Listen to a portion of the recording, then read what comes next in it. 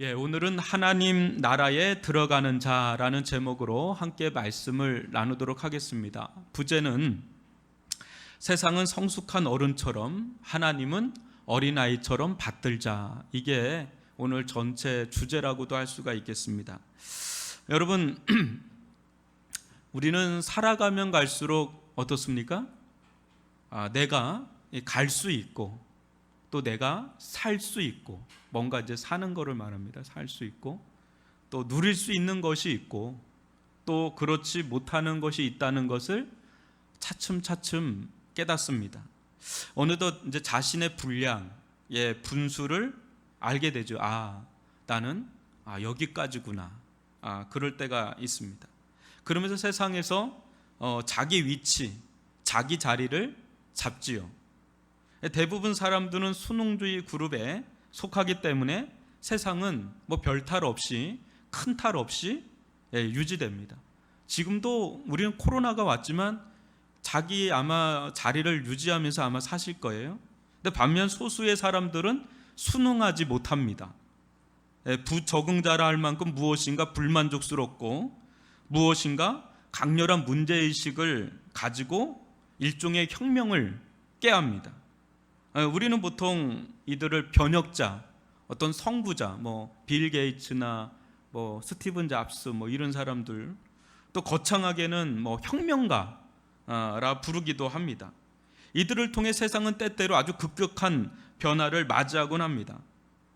그러나 중요한 것은 세상은 또다시 시간이 지나면 또 내가 갈 수 있고 살 수 있고 또 누릴 수 있는 것으로 나뉘어진다는 거죠.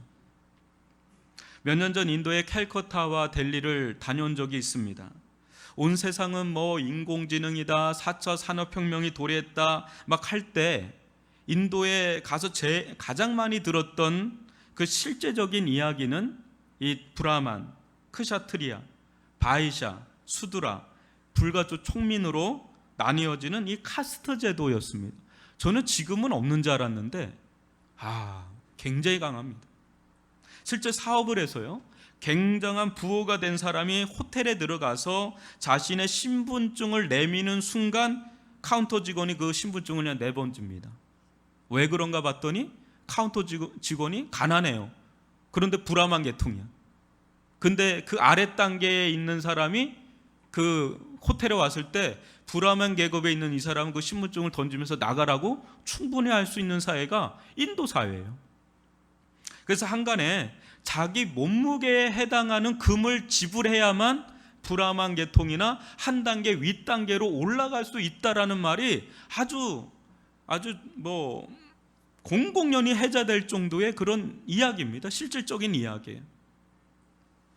어디 인도뿐이겠습니까? 이런 부분들이. 공산주의 국가는 어때요? 절대로 자기 계급 이상으로 올라간다는 거 쉽지 않아요. 또 이슬람 국가도 마찬가지고요. 심지어 자유민주주의요, 또 자본주의의 대표인 이 미국마저 흑인 사망 사건으로 알 수 있듯이 갈 수 있고 또 살 수 있고 누릴 수 있는 것이 차별화되어 있지 않습니까? 우리나라도 매 한 가지죠. 한마디로 이 세상은 봉준호 감독이 기생충이란 영화에서 그리듯이 층차가 있어요. 이거는 어쩔 수 없는 게 있어요. 자기에게 열릴 수 있는 공간이 있고 열릴 수 없는 공간의 영역이 있어요. 우리는 보통 이를 두고 같은 하늘 아래 다른 세상에서 산다라는 말을 하곤 합니다. 얼마 전 PD수첩에서 판사는 간대하다라는 프로그램을 우연찮게 봤는데 성폭력에 대한 우리나라 현실을 고발하는 내용인데요. 보는 내내 답답함이 밀려왔습니다. 한 피해 여성분은 법원 판결을 받고 나오면서 법원 앞에서, 다른 데가 아니라 법원 앞에서 목매어 죽고 싶었다고 하소연하는 울부짖는 소리를 들었습니다. 그렇게 해서라도 자신의 억울함을 증명해 보이고 싶은 그런 여성의 토로를 좀 봤습니다. 그만큼 이 판사의 벽이라는 게 얼마나 높은지요. 우리 사회 안에 이 철옹성처럼 진입장벽이 아주 높은 것들이 하나둘이 아니죠. 지금 인권이 대두되면서 그런 부분들을 하나씩 바꿔나가고 있는 상황 속에 있는데 이 세상은 층차가 있습니다. 우리 대부분은 원합니다. 좀 더 부를 얻고 좀 더 권력과 같은 힘을 얻어서 지금의 층이 아닌 좀 더 나은 층으로 오르고 싶어 합니다. 일종의 상승 욕구가 있습니다. 그런데 이 상승욕이 성공하면 좋은데 실패하면 지옥을 방불케 하는 일들이 비일비재하게 일어납니다. 제가 예전에 미국 가서 깜짝 놀란 게 왜 그렇게 노숙자들이 많은지 저는 너무 놀랐어요. 충격이었어요. 세계 최고의 부국 아닙니까? 그런데도 질비하게 있는 걸 보면서 너무 놀랐어요. 어디든 유토피아는 없구나. 세상의 질서는 양육강식, 적자생존과 같은 이 정굴의 법칙, 세상의 생존의 법칙이 행행하는데 과연 이 길이 다일까? 우리가 보는 이 세상이 다일까? 예수님은 이 세상 한복판에서 계속해서 하나님의 나라를 가르치시고 선포하십니다. 예수님이 보실 때 세상은 나름의 지배구조를 통해서 다양한 층차를 만들고는 나름의 유토피아를 추구하지만 어떻습니까? 실상 어떻습니까? 그 속에서 만들어지는 수많은 질서는 많은 사람들을 그 존재 그 자체로서의 존귀함을 회복시키지 못하죠. 비니빙 부익부. 그러나 예수님께서 끌고 들어오는 이 하나님의 나라의 길, 여러분 어때요? 우리가 성경을 통해서 계속 보지만 얼마나 생경합니까? 얼마나 낯섭니까? 그런데 세상의 질서를 완전히 뒤바꾸는 마치 혁명과도 같은 느낌을 받습니다. 과연 이런 일이 가능할까? 예수님께서 계속해서 주시는 메시지를 들어보면 과연 이런 일이 가능할까? 싶지만 십자가에서 이루어낸 이 혁명은 우리들 안에 존재하는 다양한 차별적 층차를 완전히 뒤엎어 버리면서 어때요? 동시에 기존과는 전혀 다른 질서의 세계로 우리를 이끌어드립니다. 오늘 말씀도 그런 맥락에서 나오는데요, 이 혁명과도 같은 이 사건은 인류 역사상 가장 위대한 그런 사건이었고 가장 강력한 사건이 아닌가라는 생각을 해봅니다. 오늘 말씀을 통해서요, 저는 우리 모두가 이 시대 조용하지만 강력한 일종의 혁명과도 같은 이런 복음적 혁명을 우리가 누리고 그런 복음의 사람들이 될 수 있기를 주님의 이름으로 축원합니다. 여러분 13절을 다 같이 한번 읽어볼까요? 시작. 사람들이 예수께 만져주심을 바라고 어린아이들을 데리고 오매 제자들이 꾸짖거늘. 예수님 당시 유대 사회에서는 동네에 이 탁월한 하나님의 사람이 오면 보통 이게 축복 기도를 받으러 나오곤 하였습니다. 지금의 이 장면도 그런 관습에 따른 그런 것입니다. 저도 오래전 중국 산골 오지에 들어갔을 때 이와 비슷한 경험을 한 적이 있는데, 그곳에서 만난 이들은 난생 처음 한국에서 목사님과 성도분들이 온다는 소식을 듣고 열일을 제쳐놓고 오시는데, 그 차가 없는 아주 산골 오지니까요, 차가 없으니까 그 사람들이 걸어서 그 산등성리가 엄청 높거든요. 고지예요. 근데 그 몇 개를 넘어서 왔는지 모를 정도로 먼 거리에서 왔어요. 제가 들어보니까 산을 잘 타는 분들이에요. 그 민족 그 족속 자체가. 그런데도 4시간이 걸렸다고 한다면 상당히 먼 거리에서 온 사람들입니다. 근데 왔는데 저희들이 도착하기 2시간 전에 와서 미동도 하지 않고 예배를 기다리고 있는 그런 모습 속에서 어떤 열이 그거를 봤는데요, 그 사람들은 치아가 빠져도 어디서 할 수가 없는 사람들이에요. 그러니까 간절한 마음으로 왔는데요, 그때 주님께서 얼마나 역사를 하시든지요, 어제 나하고 그때의 나는 완전히 다른 내가 돼버린 거죠. 입에서 불이 쏟아지는 것 같은 느낌을 받을 정도로 말씀을 준비한 게 없어요. 이렇게 따로 이렇게 준비해서 간 게 아니라 선교사님이 그냥 하래요. 그냥 하면 된대요.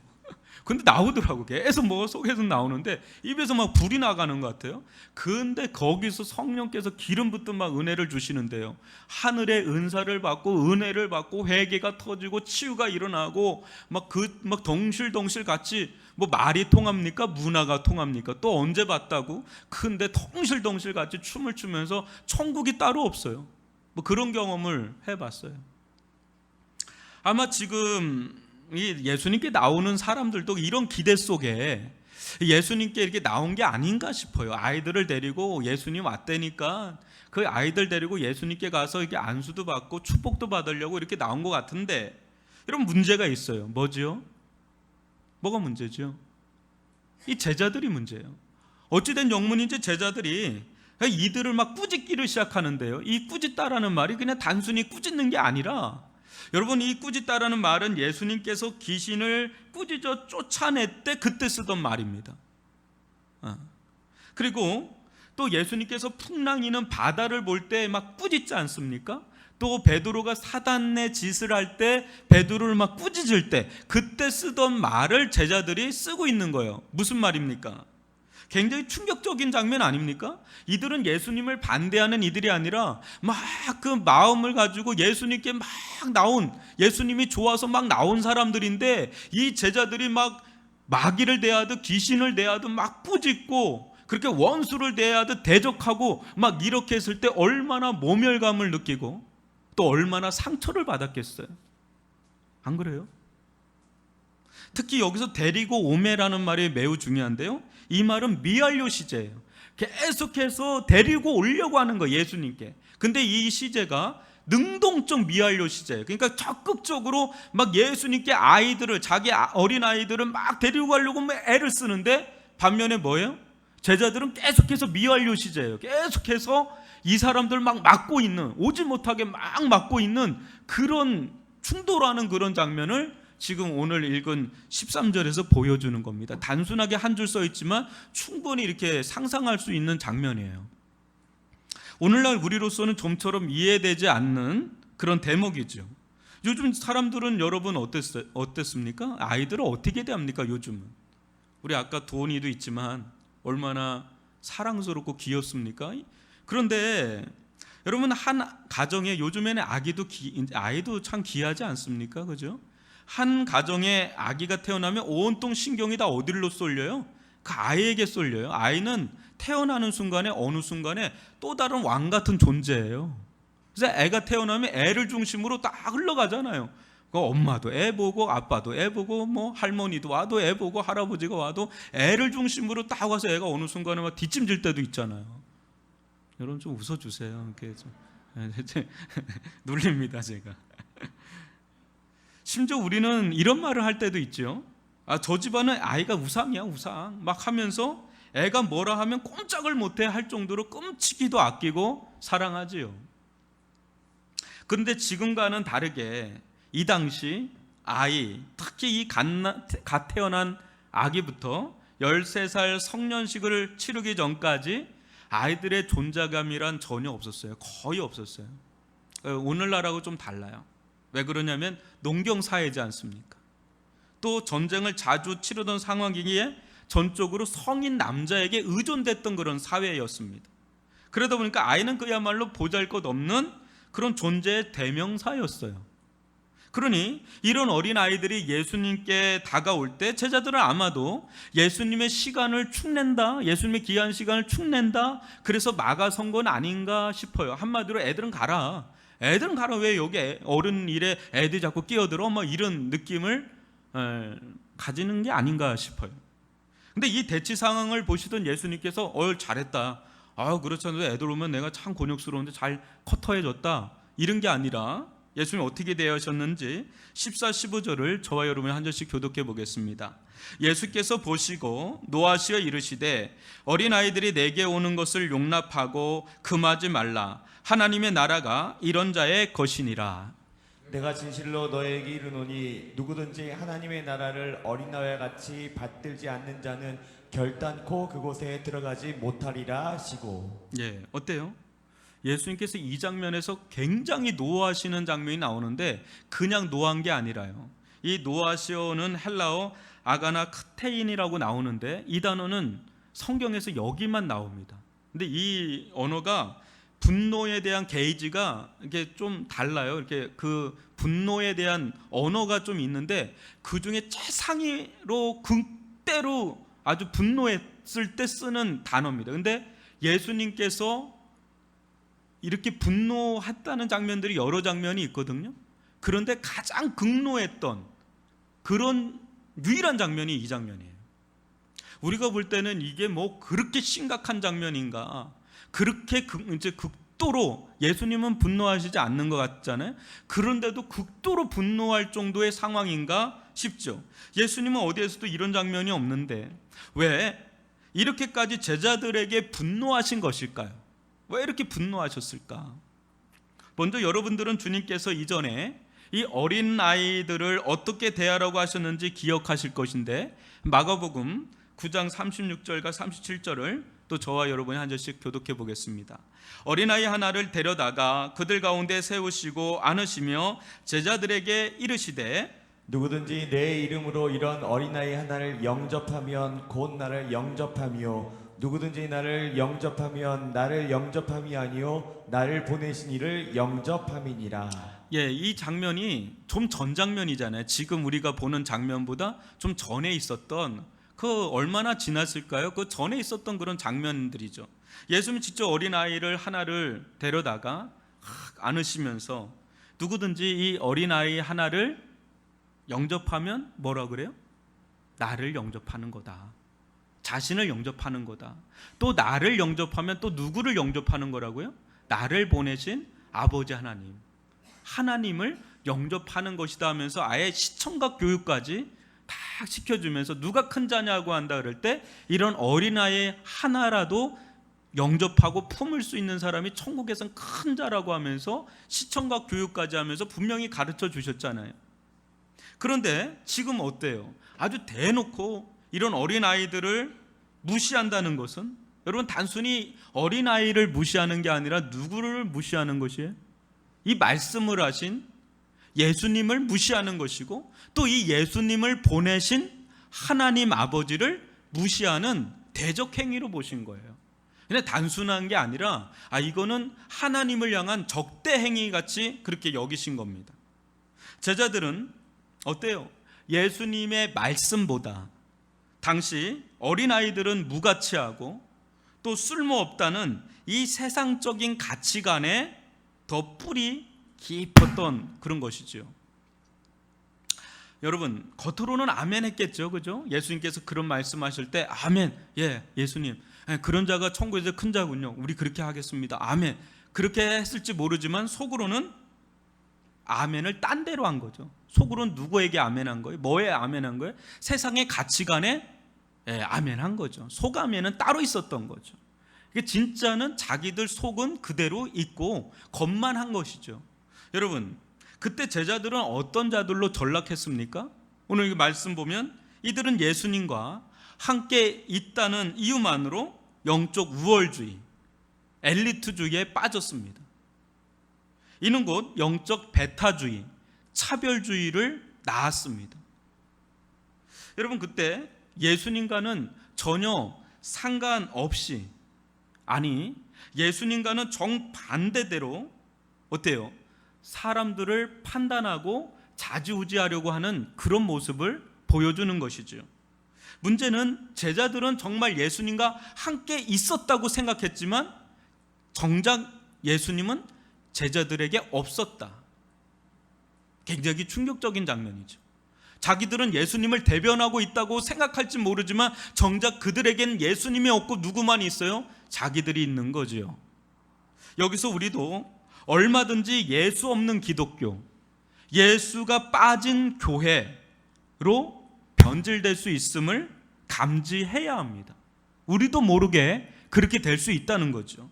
이대로라면 이들은 예수님을 빙자해서 나중에 세를 얻게 되면 예수파를 만들 것이고 기득권을 누릴 것이고 바리새적인 종교인이 되기에 딱 십상인 바리새파와 사두개파와 또 다른 예수파라고 하는 그런 세력을 얻어서 예수의 이름을 빙자해서 종교적인 기득권을 누릴 수 있는 그런 영성으로 똑같은 바리새인들과 다를 바 없는 그런 제자들의 모습을 우리는 보게 돼요. 굉장히 위험한 모습이죠.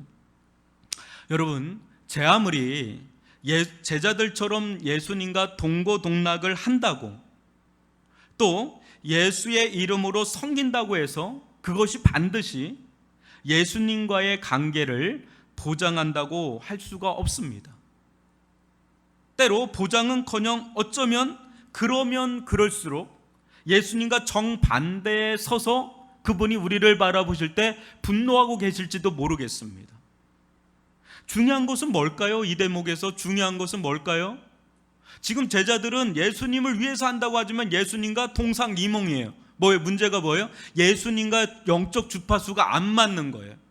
중요한 건 뭡니까? 예수님과 영적 주파수가 맞아야 되는 겁니다. 예수님의 마음과 뜻이 무엇인지를 헤아리고 그 마음과 뜻에 우리의 주파수가 맞을 때 그때 예수님과 그게 함께하고 있는 것이지, 아무리 물리적으로 예수님과 함께 동거동락을 해도 영적 주파수가 맞지 않으면 동상이몽이에요. 다른 생각을 하고 다른 마음과 다른 뜻을 품는 거예요. 한마디로 뭐예요? 하나님의 나라를 추구하는 게 아니라 자기 나라를 추구하는 거예요. 예수님을 이용해서 자기로 꽉 찬 자기 나라를 추구하는 것이죠. 한번 보십시오. 예수님은 심지어 어떤 자라야 하나님 나라에 들어갈 수 있다고 하시는지 여러분 14절 15절을 저와 여러분이 한 절씩 읽어보겠습니다. 예수께서 보시고 노하시어 이르시되 어린아이들이 내게 오는 것을 용납하고 금하지 말라. 하나님의 나라가 이런 자의 것이니라. 내가 진실로 너희에게 이르노니 누구든지 하나님의 나라를 어린아이와 같이 받들지 않는 자는 결단코 그곳에 들어가지 못하리라 하시고. 여러분, 이 부분에서 하나님의 나라와 세상 나라는 극명한 차이를 보입니다. 여러분, 세상에서는 어떻죠? 서두에서 말씀하셨다시피 좀 더 나은 층차로 가려면 아주 타고난 집안 자체가 좋던지 금수저다 다이아몬드 수저다 우리 그런 얘기도 하는 이유가 있지 않습니까? 그 타고난 집안 자체가 좋든지, 아니면 능력이 많든지요, 아니면 스펙이 화려하든지요, 아니면 돈이 많든지요, 아니면 성공했든지 권력이 크든지 해야 우리는 상류 사회로, 또 높은 사회로, 높은 층으로 진입할 수가 있는 거죠. 계속해서 더 높은 그쪽으로 가면 너무 안전하고 너무 좋지요. 그런 길로 갈 수 있는 여지가 생기는 겁니다. 세상이 이렇다 보니 소위 잘 나가는 사람과는 함께 하려고 하죠. 그래 줄을 서기도 하고요. 때론 줄을 서서 같이 친하게 지내려고도 하고 애를 쓰지요. 근데 여기서 차별의 영성이 이제 시작되지요. 반면에 이 본문에 나오는 어린아이로 대변되는 이 보잘것없는 사람들, 또 쓸모없어 보이는 사람들, 힘없는 사람들, 가진 것 없어 보이는 사람들, 또 한마디로 존재감 제로인 사람들, 그런 사람들은 상위층은 꿈도 꾸지 못하지요. 여러분, 타이타닉에서 제일 많이 산 층이 어느 층인지는 아시겠죠? 최상위층에 있는 사람들이 대부분 살고 최하위층에 있는 사람들이 대부분 죽는, 그 타이타닉의 배의 구조가 오늘날 이 세상의 구조를 가장 잘 보여주는 대목인데, 그것이 타이타닉 호뿐이겠어요? 우리 주변에 그런 일들은 아주 비일비재하게 일어나죠. 어느 사회든 오늘날 코로나에서 가장 위험한 빈약층, 가장 위험한 층은 잘 사는 분들이 아니에요. 늘 언제나 어려운 사람들이 늘 그 사고에 가까이 노출되어 있는 이런 층이 있단 말이죠. 세상 지배구조가 이렇다 보니까 별 보잘것없는 그런 이들은 별 도움도 안 되고, 또 힘만 뺀다고 생각하니까 왠지 부담스럽습니다. 차별의 영성이 또 시작되는 거죠. 세상에서는 이것이 통해요. 왜요? 이 자본주의 시스템에서는 이것이 통하는 사회입니다. 지금 우리는 철저하게 자본주의 사회에 있습니다. 이게 통해요.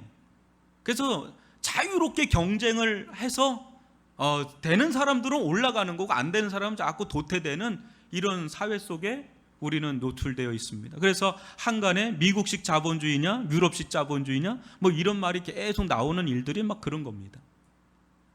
특별히 이 코로나19 가운데는 이게 극명하게 나타나는 상황 속에 있으니까 더 심각한 거죠. 그러나 이 세상에 어떤 층에도 없고 또 함부로 들어갈 수도 없는 하나님의 나라에서는 이와 같은 세상의 패턴은 절대 통하지가 않는다는 겁니다.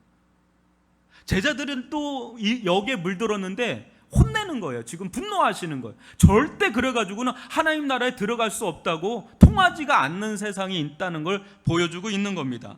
하나님의 나라에 들어가려면 어떻습니까? 여러분, 하나님 나라에 들어가려면 어떻다고 그래요? 세상의 방식과는 전혀 다른 방식으로 들어가야 합니다. 여러분, 그것이 무엇인지 한번 보시면 하나님의 나라가 이런 자의 것이라고 하면서 누구든지 하나님의 나라를 어린아이와 같이 받들지 않는 자는 뭐라 그래? 결단코라는 얘기를 쓰죠. 결단코 그곳에 들어가지 못하리라. 그래서 여러분 어때요? 이 세상에서 부가 많으면, 권력이 높으면 어떤 층에서 최상위층까지 올라갈 수 있을지 모르겠네요. 그런데 하나님의 나라는 결단코 못 들어가요. 이게 아니면, 어린아이 같지 않은. 이 말은 여러분, 어떤 자가 하나님의 나라에 들어갈 수 있다 그래요? 그것은 마치 어린아이들이 부모를 절대적으로 의존하듯 받드는 것처럼. 여러분, 지금도 아까 우리 양창호 집사님, 오재영 집사님 이렇게 찬양을 했지만 우리 도훈이 한번 그 아이를 한번 유심히 보십시오. 그 아이에게 절대적인 건 손이에요. 부모 손을 붙잡는 거. 그게 받드는 거예요. 그게 어린아이처럼 받드는 거예요. 어린아이가 부모를 받들듯이 받드는 거. 좀 더 노골적으로 제가 부정적인 측면에서 얘기하면, 여러분, 세상의 나라, 세상에서 주어지는 모든 것들을 우리는 어떨 때는 아무 생각 없이, 그냥 여과 없이 TV에서 뭐라고 그러면 다 아무 생각 없이 어린아이처럼 막 받드는 경향이 있거든요. 그냥 그렇다면 그런 것처럼 세뇌당하는 것처럼 계속 TV에서 뭐라 그러면 진짜 그런가 보다 하고 아무런 문제의식도 없이 막 받아들이면 받아들일수록 어떻게 돼? 거기에 그냥 그대로 물들어 버리죠. 그 뒤에서 어떤 프레임을 가지고 하는지 모르는 채 그냥 하는, 그게 어린아이처럼 받드는 거예요. 그렇게 하나님의 나라를 어린아이같이 받드는 자, 하나님의 나라는 그런 자의 것이라고 주님을 말씀하시는 거예요. 어린아이처럼 그냥 그대로 수용해버리는, 받아들이는, 아무런 저항도 없이 의심도 없이 그냥 받아들이는, 그걸 어린아이처럼 받드는 거, 그걸 얘기를 하는 겁니다.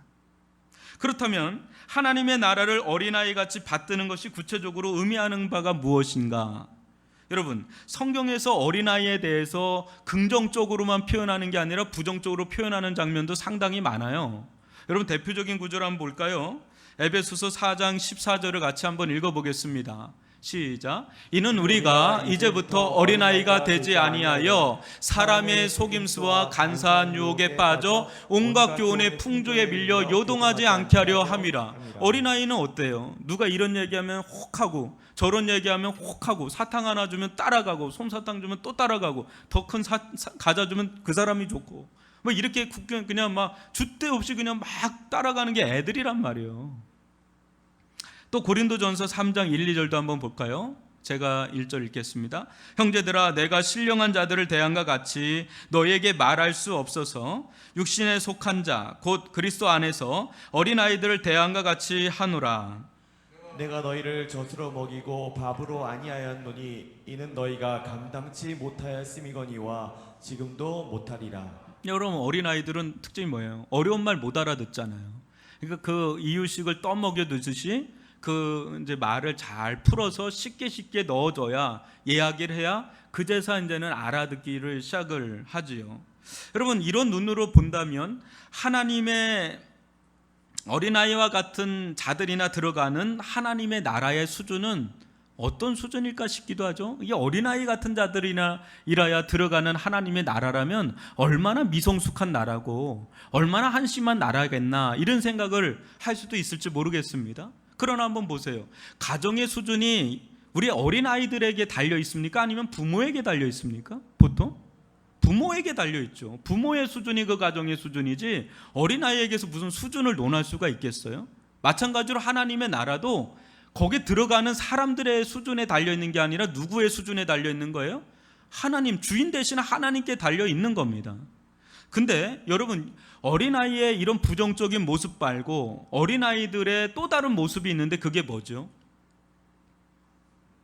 아이들이 생존을 위해 할 수 있는 것이라곤 뭡니까? 부모님을 의지하고 의존하는 것 외에는 아무것도 없어요. 아무것도 없어요.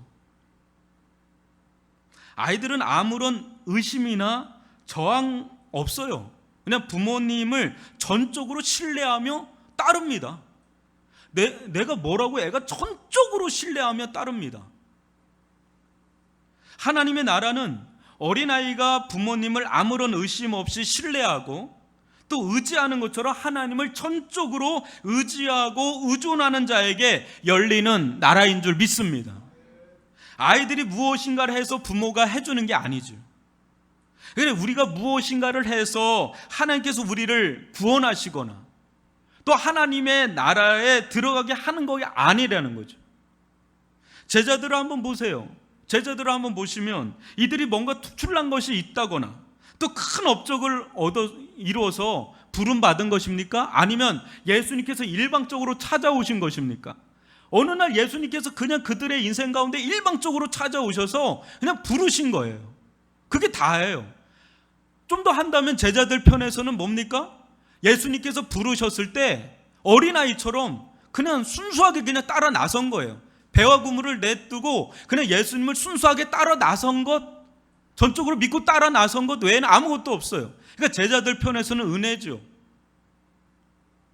부모가 자녀를 위해 모든 것을 하듯이, 어린 아이를 얘기하는 겁니다. 어린 아이를 위해서 모든 것을 하듯이 우리를 위해 모든 것을 행하시는 분은 하나님 한 분뿐이신 줄 믿습니다. 그런데 시간이 지나면서 제자들은 어떻습니까? 영적 교만에 빠져버렸습니다. 자신들이 무엇인가 잘나서 예수님의 측근이 된 모양 으스댑니다. 자기들이 기준이 돼서 예수님께 올 자와 못 올 자를 가르는 그런 지경까지 와 있는 이런 모습을 보면 무엇이 연상이 됩니까? 마치 부모의 백을 믿고 막 나대는 이 철부지 그런 어린애 같은 그런 모습을 보지 않습니까? 아이들은 아무것도 아니죠. 아이들이 뭐 대단한 게 아니죠. 부모 덕에 사는 거죠. 우리가 뭐 대단한 게 아닙니다. 우리가 뭔가 해서가 아니죠. 우리는 아무것도 아니에요. 알고 보면 아무것도 아니죠. 그냥 예수님 덕에, 하나님 덕에 살 뿐입니다. 하나님 나라에 들어간 자는 당시 이 어린아이들처럼요, 한결같이 자신이 얼마나 아무것도 아닌지를 처절하게 깨달은 자입니다. 아무것도 아닐 뿐 아니라 오히려 영적인 파산자라는 거죠. 뭐예요? 이 세상에서 가장 소망 없는 죄인 중에 개수를 찾으라면 나입니다라고 하는 인식을 가진 자, 그 자들이라는 거죠. 정말 이를 깨닫고 나면 자신을 의지할 만한 것이 일도 없다는 것을 알게 됩니다. 하나님 나라에 들어갈 만한 꼬투리가 나에게는 하나도 없다라는 걸 알게 되지요. 나는 그냥 죄인일 뿐이야, 아무것도 아닌 영혼의 파산자라는 것을 인정하지 않을 수 없는, 정말 아무것도 할 수 없는 그런 자라는 것을, 그래서 마치 세리처럼 고백을 하게 됩니다. 누가복음 18장 13절 읽어볼까요? 시작. 세리는 멀리 서서 감히 눈을 들어 하늘을 쳐다보지도 못하고 다만 가슴을 치며 이르되 하나님이여 불쌍히 여기소서 나는 죄인으로소이다 하였느니라. 여러분, 이 세리의 고백을 한번 보세요. 세리가 얼마나 능력이 많습니까? 얼마나 돈을 잘 버는 자입니까? 지금 그런 측면을 얘기하는 게 아니에요. 세상의 일들은 얼마든지 할 수가 있고요, 하나님이 없는 사람이 더 탁월하게 일을 잘하고 더 잘 살 수도 있어요. 그런 사람들이 얼마나 많은데요, 세상에는. 지금 그런 얘기를 하는 게 아니에요. 세상에 대해서는 어른처럼 할 수 있는 사람이 많아요. 그렇죠? 근데 이 대목에서 하는 말은 뭐냐면, 구원에 있어서, 하나님 나라에 들어감에 있어서 우리는 정말 어린아이처럼 아무것도 할 수 없다는 겁니다. 그걸 얘기하는 거예요. 절대적인 하나님의 은혜가 아니면 영생을 얻을 수가 없어요. 우리에게 1조 1000조가 있다고 하더라도 하나님 나라를 살 수가 있나요? 하나님 나라에 들어갈 수 있나요? 달나라는 갈 수 있을지 몰라도 하나님 나라에는 들어갈 수가 없어요. 그렇게 해서 들어갈 수 있는 나라가 아니에요. 그러면 그 나라도 차등이 있는 나라가 돼버리죠. 하나님 나라는 그런 나라가 아닙니다. 우리는 어린아이에게서 하나를 배워야겠습니다. 애기들한테 배워야 될 것도 있는 거예요. 아기들한테. 뭐죠? 자신의 생과 사가 부모의 손에 달려 있음을 알듯 아무런 의심이나 저항 없이 전적으로 부모의 손을 의지하여 따르는 것처럼 뭐예요? 우리는 그렇게 하나님을 전적으로 받들어야 한다는 것, 이것 하나를 배워야 합니다. 아이의 생존권이 거기에 있는 것처럼 우리의 영적 생존권도 그 아이와 같은 모습 속에서 발견할 수가 있다는 겁니다. 아멘이십니까? 사랑하는 성도 여러분, 신앙은 세월이 가면 갈수록 어린아이처럼 되어가는 겁니다. 무슨 말입니까? 처음에도 어린아이처럼 하나님만을 전적으로 의지하며 구원받았다면 시간이 흐르면 흐를수록 어때요? 더 하나님을 의지하는 자로 자라야 신앙생활을 제대로 하고 있는 겁니다. 그 사람은 제대로 지금 신앙의 길을 가고 있는 것이다 보면 진배 없습니다. 그러나 처음에는 전적으로 하나님을 의지하고 예수님의 십자가 은혜를 붙잡고 성령을 의지했지만 시간이 지나면서 자꾸 자기 힘, 자기 공로, 자기의, 자기 성공, 자기 자리, 점점 더 하나님이 아닌 다른 것들을 집착하고 의지하는 자들은 처음에는 은혜로 시작했다가 점점 육체로 마치는 그런 자로 전락하는 거죠. 여러분, 제가 얘기했죠. 처음에 세상에 대해서는 성숙한 어른처럼, 그래 과연 왜 저렇게 하는지를 좀 질문을 던지고 저걸 따라가야 되나 말아야 되나 사리 분별을 하고 영적인 분별력을 가지고 따라가는 게 마땅하고, 하나님에 대해서는, 하나님의 말씀에 대해서는 어린아이처럼 아무런 의심 없이 아멘, 하나님의 말씀이 옳습니다, 아멘, 제가 그 말씀대로 따라가겠습니다, 그 말씀을 전적으로 신뢰하며 의지하며 의존하며 나가겠습니다, 어린아이처럼 그것이 생명의 길입니다, 이렇게 나아가는 자, 그 자가 지혜로운 자입니다. 성경의 인물 중 최고의 영성을 보여준 이 다윗은 어떻습니까? 시간이 지나면 지날수록 다윗은 어떤 자로 변해가는지 시편 131편 1절로 3절에서 보여주는데, 저와 여러분이 한 절씩 읽어보겠습니다.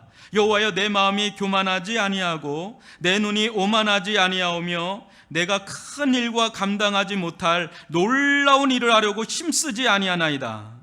실로 내가 내 영혼으로 고요하고 평온하게 하기를 젖된 아기가 그의 어머니 품에 있음 같게 하였나니 내 영혼이 젖된 아이와 같도다. 이스라엘아, 지금부터 영원까지 여호와를 바랄지어다. 아멘. 여러분, 지금 이 다윗의 이 결단, 이 고백, 이 사람이 바보 천치입니까?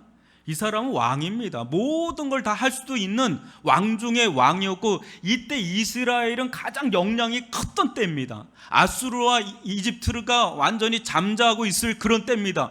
충분히 대제국을 건설할 만한 야망을 품을 만한 사람입니다. 그리고 그런 여력도 있었고 환경도 충분히 되었습니다. 근데 거기에 힘쓰질 않아요. 거기에 힘쓰지 않고 다른 데 힘쓴다는 거예요.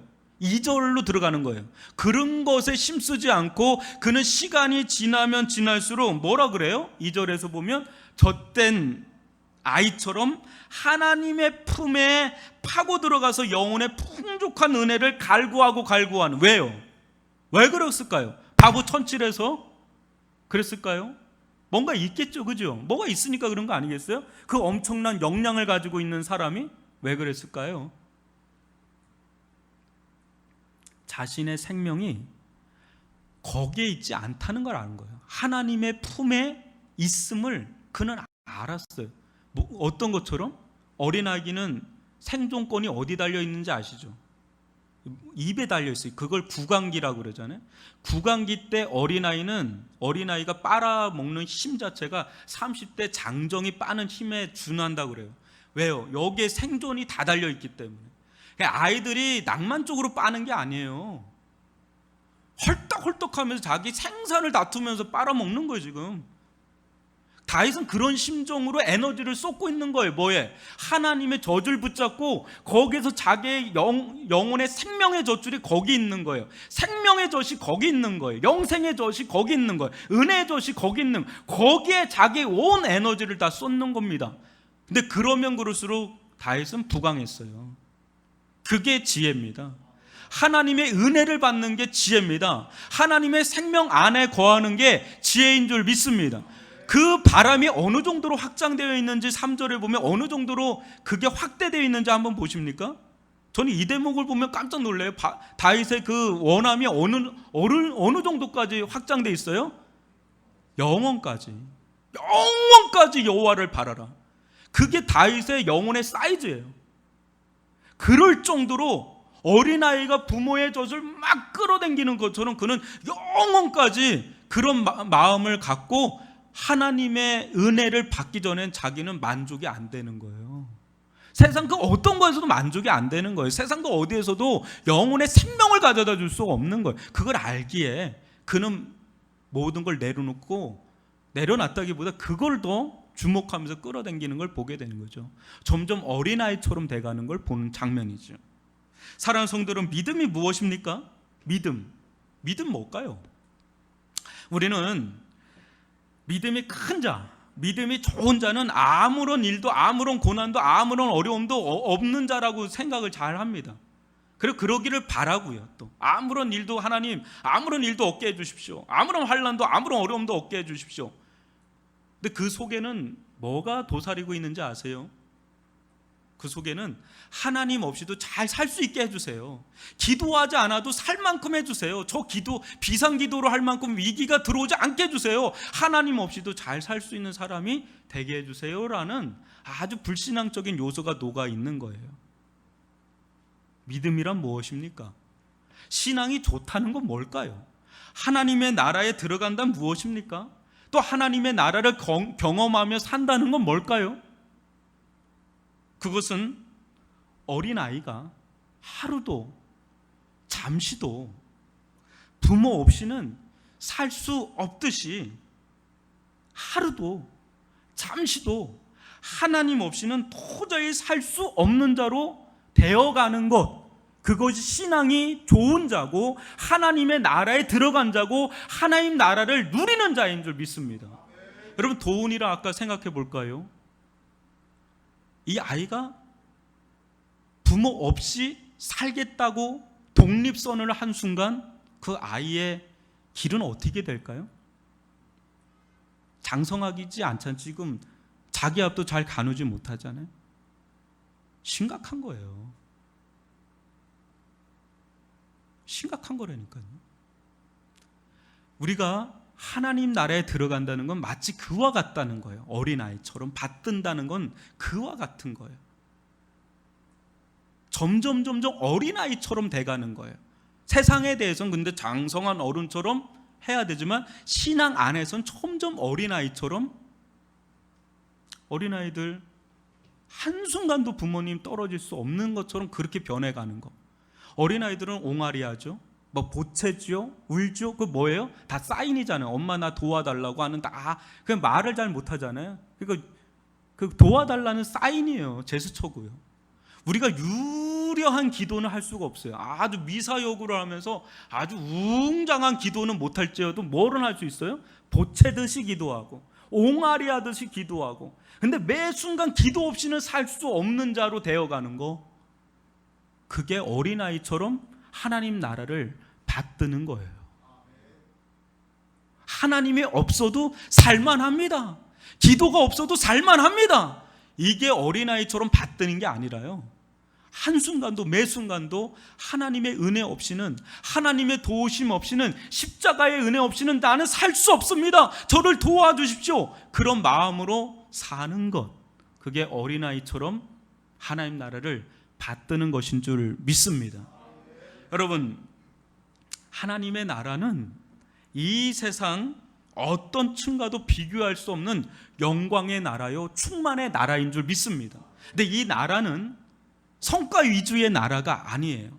차별 있는 나라가 아니에요. 누구에게나 다 열려있는 나라입니다.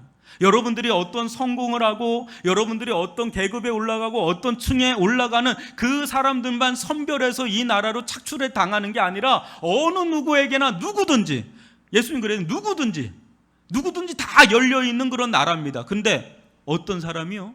세상의 방식의 길을 따라가는 것이 아니라 어린아이처럼 하나님을 하나님의 나라를, 하나님의 말씀을 아무런 의심 없이, 아무런 저항 없이 전적으로 신뢰하며 의지하며 의존하는. 근데 이게 거꾸로 되면 이제는 이상해지는 거예요. 하나님에 대해서는, 하나님의 말씀에 대해서는 완고한 어른처럼 다 그걸 재고 판단하고 판별하고, 이건 아니, 이렇게 하고 세상에 대해서 하면서 그냥 아이들처럼 돼가지고 그냥 따라가는 정반대의 길을 가는 게 아니라, 세상에 대해서는 영적인 분별력을 활용하는 장성한 어른이 되고, 하나님의 나라에 대해서는, 하나님의 말씀에 대해서는, 하나님에 대해서는 정말 저렇게 순진무구할 수 있나? 어떻게 저렇게 갈수록 어린애처럼 저렇게 하나님을 그대로 그냥 받아들이고 아멘 아멘하고 아멘 아멘하고 어떻게 저럴 수 있을까 하는 그런 성도들이 될 수 있기를 주님의 이름으로 축원합니다. 교회 또한 세상에 대해서는 장성한 어른처럼 서야 되겠지만, 하나님에 대해서는 그냥 말씀이 그러면 그냥 뭐 다 알지는 못해요. 그러나 하나님의 말씀이니까 그대로 믿고 순종하며 따라가는 교회, 그 교회가 하나님의 나라를 누리는 교회가 될 줄 믿습니다. 그런 은혜가 우리들 가운데 주어질 수 있도록 주여 우리들 가운데 은혜를 베풀어 주옵소서라는 마음으로 나갈 수 있기를 바랍니다. 기도하겠습니다.